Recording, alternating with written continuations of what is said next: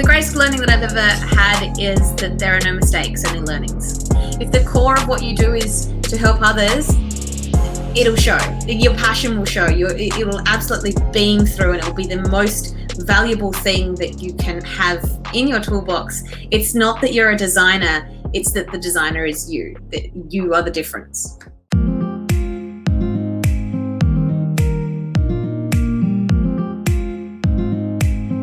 My name is Jasmine, call me Jazz, I'm not in trouble yet. I am the self-proclaimed design superwoman. I fly in, fix problems that are design related, and then fly away until you need me again. I have been in the creative industry, I like to think all my life, but I would say probably the last 10, maybe 12 years. I started working in kind of print shops and marketing agencies and all of those things. And then here we are 10 years later. I've been full-time freelance for the last 4 years.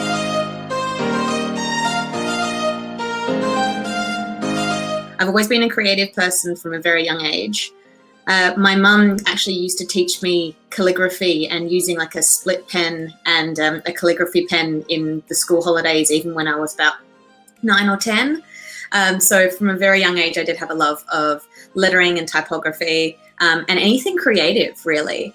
Fast forward through my teens, when you go through high school here, you have to do some work experience. So I did work experience with my uncle, who is no longer with us, but he taught me to hand paint and to sign write and to find the love between creating something for the love of it, so creating art, and then creating it for the commercial gain. I think it was about 4 or 5 years ago that after being in a part-time role for a year, which I'd only taken on for that full year because I knew that during the other days of the week I could then build up my own business. So that was 3 days a week, and the other 4 days a week I was then building up my own business, building up my own freelance clients and my clientele, and connecting with people who I thought would be my ideal client.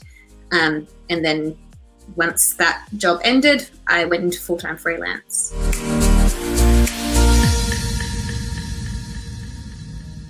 I kind of approach each different job or each different project or each different role as a learning opportunity. Each time that I learn how to do like how to make a die line or how to emulate a certain style. Each time that I learn something new, I'm increasing my value and increasing my worth, and therefore I can charge more for the time that I spend on future projects. So the biggest part for me is that I can then be more valuable and be more able to have all of these different tools in my tool belt of like, I know how to do this and I know how to do this and I know how to do this. Put them in the tool belt. Okay, next one. And then it just becomes part of your armor or part of your kit that you go out to try and solve the problems.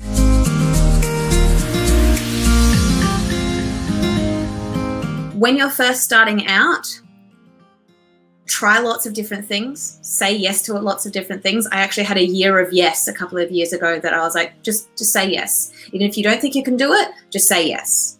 And then once you've had that year of yes or that time of yes, learn to say no. Learn to say no to the projects that you don't want to do.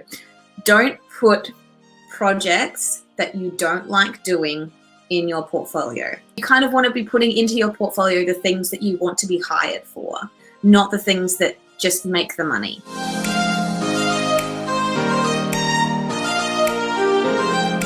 So when it comes to design for my business, I'm generally being led by the clients that I choose to work with and the matching of values that I have with them. When it comes to my own business and my own personal work, which is what a lot of my feed is, I would say it's about 50-50 on work that I've done with clients and work that I'm doing for myself to keep myself creatively juiced, basically.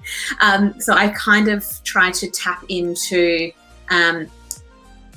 things that I know people kind of interact well with. So things like nostalgia, things like puns, jokes, and also current events. Illustration was something that I only got into 2 years ago, maybe. And I actually remember turning down a job less than 2 years ago because I didn't think that I could illustrate, because I did not think that I could draw a single flower to be put on a piece of fabric. Definitely not even a chance. But because it was something that I wanted to get better at, I kept putting myself in positions and throwing myself into situations where I needed to learn those skills and fast tracking it by pushing past the painful parts.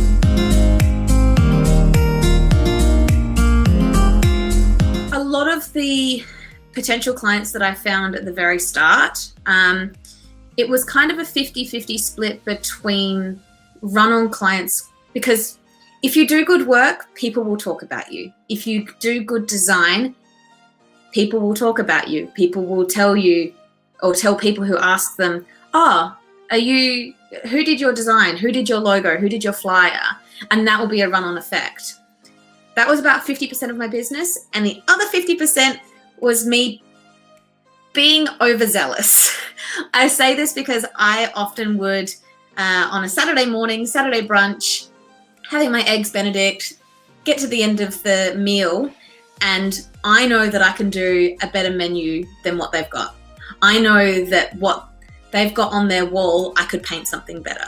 I know that I could improve their business. And even if I don't know that I definitely can improve the business, I ask. Because if you ask the question, the worst they can say is no. And I did the same thing for my local area. We have a local shopping strip just down the road. And when I first was starting, I went to each business, or if a business was just opening up, I would walk in there and I'd say, hi, I'm a local, because everyone likes to shop local. I'm a local designer. I'm here to help you. Not I'm here to do designs. I am here to help you. The core of my business is that I want to help someone else to better their business, to make money, and to stop putting bad design out into the world.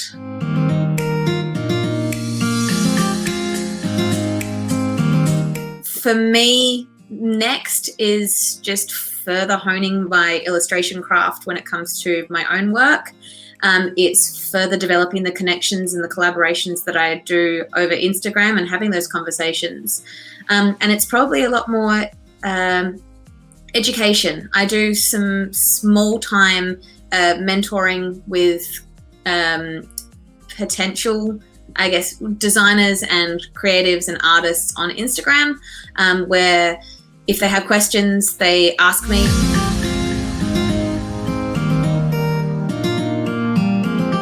The greatest learning that I've ever had is that there are no mistakes, only learnings. If the core of what you do is to help others, it'll show. Your passion will show. It will absolutely beam through, and it will be the most valuable thing that you can have in your toolbox. It's not that you're a designer, it's that the designer is you, that you are the difference.